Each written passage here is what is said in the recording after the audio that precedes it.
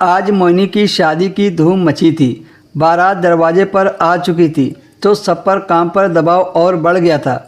मोहिनी के mummy papa को 1 minute बैठने तक का समय नहीं था। घर की तैयारी देखना, इधर उधर की तैयारी हुई या नहीं, यह सब देखने में पानी तक पीने को टाइम नहीं मिल रहा था। दूल्हा मंडप पर बैठ चुका था।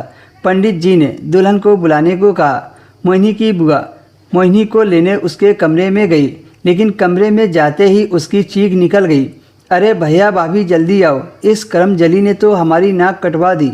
यह दिन देखने से पहले हम सब मर क्यों नहीं गए।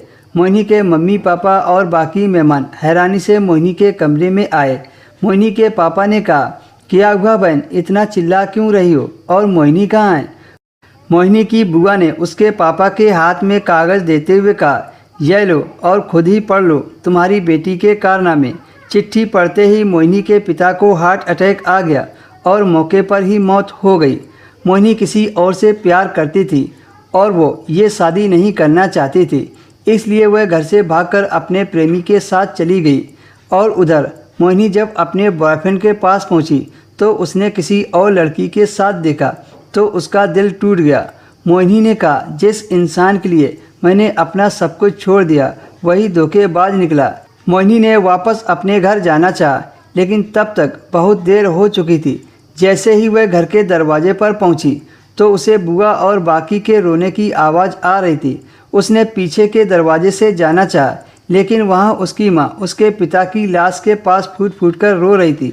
यह सब देखकर मोहिनी खुद को बहुत ज़्यादा कोसने लगती है। हे भगवान, ये मैंने क्या कर दिया। मेरे पापा मेरे भागने का सदमा बर्दाश्त नहीं कर पाए, मैंने ही उनकी जान ले ली। मैं किस मुंह से घर जाऊं। आज मोहिनी को अपने ऊपर इतना गुस्सा आ रहा था कि जिसने मुझे पाल पोस कर बड़ा किया उसी की मैंने जान ले ली। जब मोहिनी से ये सब बर्दाश्त नहीं हुआ तो वह रेलवे लाइन पर जाकर ट्रेन के सामने खड़ी हो गई और आत्महत्या कर ली और अपने किए की सज़ा खुद को ही दी।